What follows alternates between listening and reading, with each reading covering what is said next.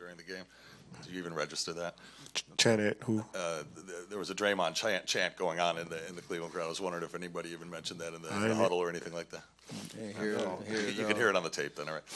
Yeah. No, I didn't hear it at all.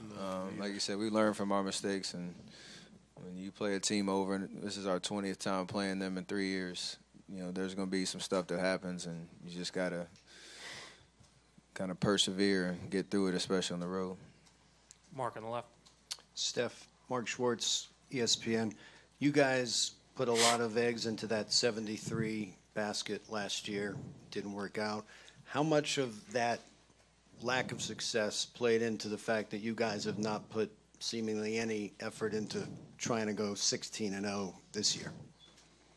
I mean, we've been asked about it. We've talked about it since the finals last year. That last season was a very unique year for a lot of different reasons, and we learned a lot. I think we've grown and matured just mentally of how to just pace yourself through this long year and take every day as a new experience and something that you can kind of take control of. So we've tried to control the narrative and the conversations and just our talk in the locker room and in practice and throughout the, especially like the last 3 months of just understanding what our goal is and how we're going to get there day by day. So being in this position right now, obviously, it's working, and we have to keep that keyhole mentality of, what's next. And we're right there. So that's a great thing, but obviously, we're not done yet. So I think we've done a pretty good job of growing up as a team. One quick follow-up for either of you. Steve Kerr said that he kept telling you guys, LeBron and Kyrie can't do this for 48 minutes. They're going to get tired. Did that seem apparent to you that they ran out of gas toward the end? It didn't look like it to me. I mean, they both shot over 50% from the field. 50%. My math's not really good, but they shot over 50%. They both had almost 40 points, and they did it for 40, plus minutes. They played extremely well, but I just think we stayed in front of them late in the game and got a contest on some shots and rebounded the basketball. But they had it going all night. You got to give them credit. Kenny on the right. Steph, Kenny Rhoda, WHBC. You mentioned that calmness down the stretch, even though you were down. Was it there last year, or was that calmness because of the guy that's sitting to your left? I mean, he obviously helps the situation, but the experience that we've been through definitely helps.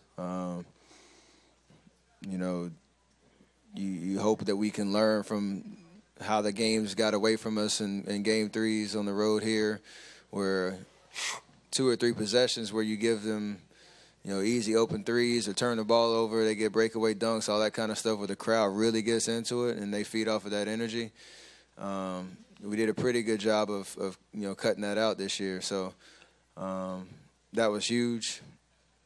And we just, as a group, everybody understood what they could, the little things that they could do down the stretch to help us win. And, not all of it's just scoring. It's the little stuff. Like he said, Klay Thompson was amazing, down the stretch, just trying to make it as tough as possible. And Kyrie in those one-on-one situations. Andre staying locked in on LeBron in those moments. Katie and Draymond communicating, being our anchors on defense. And that part of it is just so much fun to be a part of and watch as everybody just is fighting, being dogs out there, just trying to get it done. And, we're right there. Ramona, Dan, and Chris, last 3.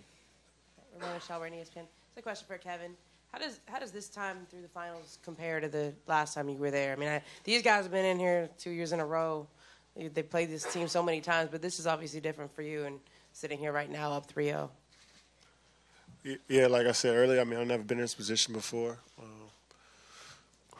I don't want to relax. It's not over. This is a crazy game. Anything can happen. So I don't want to relax or feel like it's over. It's not. And, I'm just trying to enjoy this moment, try not to look in the future or in the past. Just try to just stay in the present and enjoy this moment and for what it's worth and just keep pushing. keep getting better and then I'll sit back and probably reflect on everything, once the season's over. But for now, I'm just trying to stay in the moment, enjoy every single minute, and just keep getting better. Dan, back right. Dan Devine, Yahoo Sports. Steph, you just mentioned the work that Klay did down the stretch defensively on Kyrie. Obviously, such a difficult assignment with what Kyrie can do one-on-one. What has Klay's work in this series on Kyrie meant to your team? And also, Klay mentioned that when you guys see him getting going, it gets you guys excited offensively. What kind of effort that he put out in the first quarter did that really sort of get you guys on a roll offensively? Well, yeah, for Klay offensive, we're never worried about him. He's always aggressive. We know he's a threat, whether he's making or missing shots, just by his presence on the floor. But tonight he was smart about, getting to the right spots, finding his looks, being confident, knocking them down early, being aggressive. It definitely gave us a boost. And you're right, like when we see him getting going, it's fun to watch because he's pretty much automatic when he's in that zone and putting pressure on defense. And then defensively, obviously, Kyrie got his numbers. You see his stat line, but over the course of 44 minutes, he's going to make tough shots, and it's just a matter of can you stick to it every possession, just trying to make him work. And Klay didn't hang his head when Kyrie was going off. He stuck with it, and when it mattered most down the stretch, I think all that pressure kind of showed itself, and Klay really helped us get over the hump by getting a couple stops. So. He's, a lot's been said about his defense and how important it is, and you can't understate it. It's just he understands how valuable he is for us on that end of the floor. Chris, final question back right.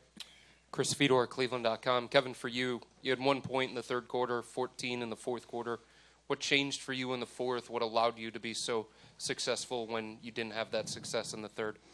I didn't look at it as an unsuccessful third quarter, and that's half of the battle there. I just tried to stay positive and move on to the next play, and knowing the fourth that coach won't call my number and my teammates gonna look for me, it's on me to finish. I work on my game every day, and I just had to trust in that, and I was able to get some shots to go in, and but we played with force in the fourth. In the third quarter, we were a little bit too relaxed. We were up 6 and. That was a good place for us to be coming out of the half, but we didn't do what we were supposed to do in the third. So I think we just played with more force as a group in the fourth quarter, and they put it on us in the third. So we got to watch some film and see how we can be better coming out of half. Thank you, guys. This concludes the session for tonight. Just a reminder, team practices tomorrow, both here at Quicken Loans Arena.